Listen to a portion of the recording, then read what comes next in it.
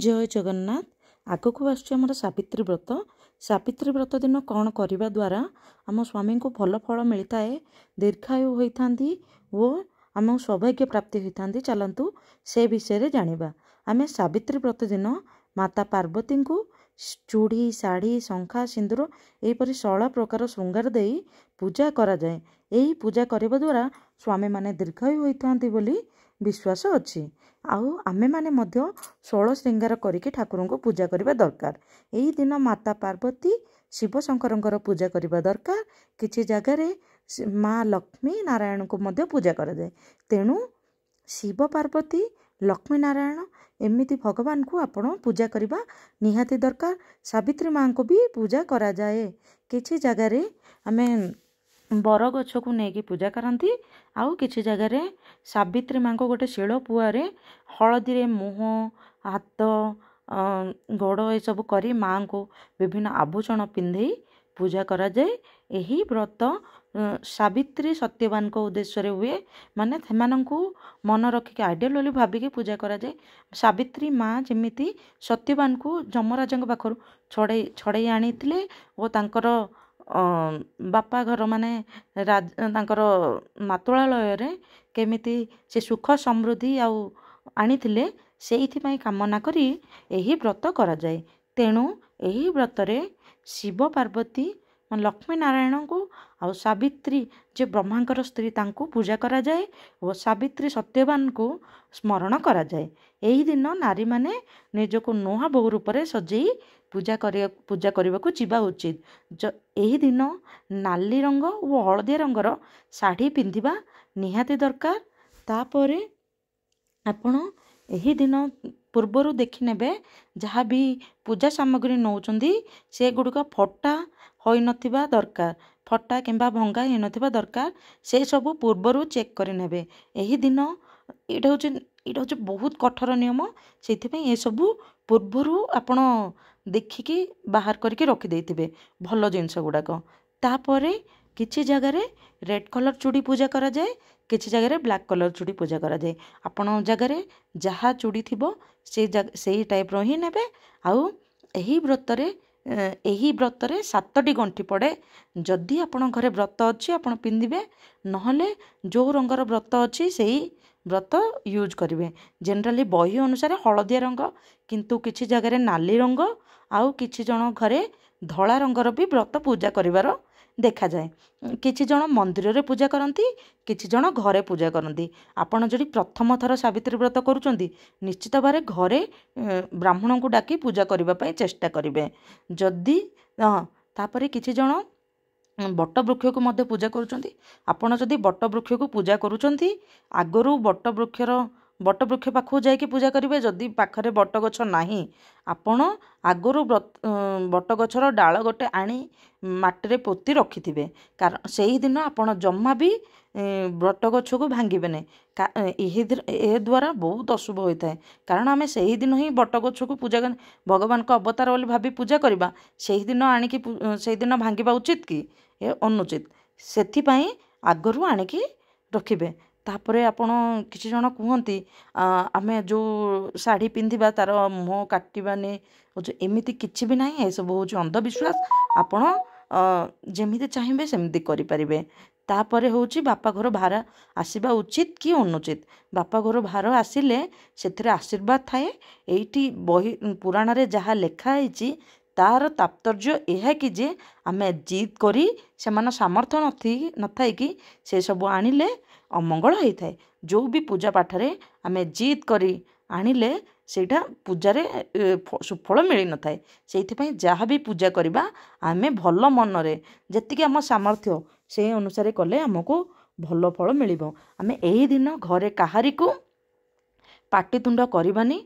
आउ देखंतु जदि गर्भवती नारी आउ रजवती होइथिबे सेमाने गर्भवती नारी सेमाने पूजा करले भी गर्भवती नारी माने परोटा उपमा खीरी ये सब खाई परिबे, किंतु सौंधव्य लवण यूज करके खाई परिबे। नॉर्मल लवण यूज करिवेनी। नॉर्मल लवण यूज करिवार माने किछि भी हेले लुण यूज करंतिनी। सेइथि पई एही पूजा रे आपण जदि खाउचंती किंबा आपण देह भलो नै आपण ସନ୍ଧବେ ଲବଣ ୟୁଜ୍ କରିକି ଏସବୁ କରି ଖାଇବେ। ଯଦି ଆପଣ ଦେହ ଭଲ ଅଛି ଆପଣ ଫଳ ମୂଳ ଶାଗୁ ଏସବୁ ଖାଇକି ରହିବେ। ତାପରେ ରହୁଛି ଆପଣ ଯଦି ରଜବତୀ କିମ୍ବା ମୃତକ କିମ୍ବା ଛୁତକ ଅଛନ୍ତି ନହେଲେ ବହୁତ ହସ୍ପିଟାଲରେ ଅଛନ୍ତି କିଛି ବି ଅଛି ସେ ଟାଇମ୍ରେ କ'ଣ କରିବେ ଆପଣ ଆଉ କାହା ଦ୍ୱାରା ପୂଜା କରାଇବେ। ଆଉ ସେସବୁ ଜିନିଷକୁ ଆପଣ ଯେବେ ଶୁଦ୍ଧ ହେବେ ମାନେ 7 ଦିନ ପରେ ମୁଣ୍ଡ ଧୋଇକି ଗାଧେଇକି ଏସବୁ ମାନେ ଚୁଡ଼ି ଏସବୁ ଯାହା ପୂଜାରେ ଲାଗିଥିବ ସେସବୁ ପିନ୍ଧିବେ। ଏହି ଦିନ ଆପଣ ମନ କରିକି ଯେମିତି ବି ଯଦି ରେଡ୍ କଲର୍ ଫୁଲ ନାଲି ଫୁଲ ମାଆଙ୍କୁ ଅର୍ପଣ କରିବେ, ମା ଦୁର୍ଗାଙ୍କୁ ଅର୍ପଣ କରିବେ। ମା ଦୁର୍ଗା ହେଉଛନ୍ତି ପାର୍ବତୀଙ୍କ ଅବତାର। ପାର୍ବତୀଙ୍କର ଯେମିତି ସୌଭାଗ୍ୟ ଅଖଣ୍ଡ ସେମିତି ଆମେ ମାଆଙ୍କୁ ପ୍ରାର୍ଥନା କରି ଲକ୍ଷ୍ମୀନାରାୟଣ କିମ୍ବା ଶିବ ପାର୍ବତୀଙ୍କୁ ପ୍ରାର୍ଥନା କରିକି ତାଙ୍କ ପାଖରେ ଲାଲ ରଙ୍ଗର ଫୁଲ ଚଢ଼େଇଲେ ବହୁତ ଶୁଭ।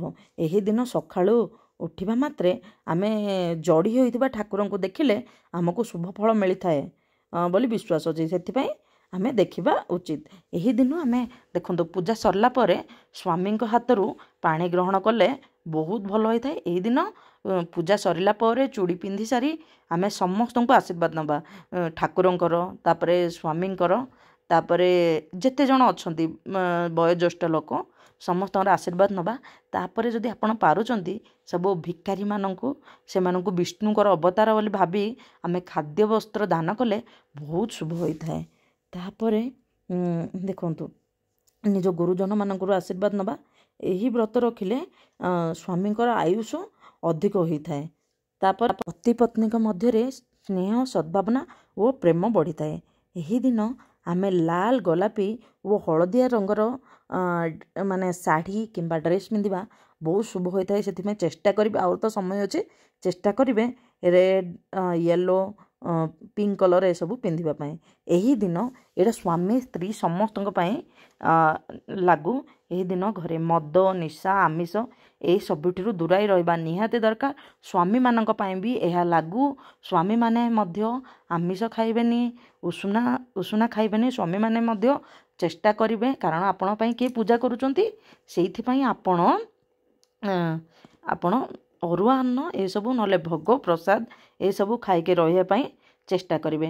ଆପଣ ଯଦି ପାରିବେ ତ୍ରିଦିନାତ୍ମକ ସାବିତ୍ରୀ ବ୍ରତ କଲେ ବହୁତ ଭଲ ହେବ। ତ୍ରିଦିନାତ୍ମକ କଲେ 3 ଦିନ ଯାକ ଆପଣ ଫଳ ଖାଇକି ରହିବେନି।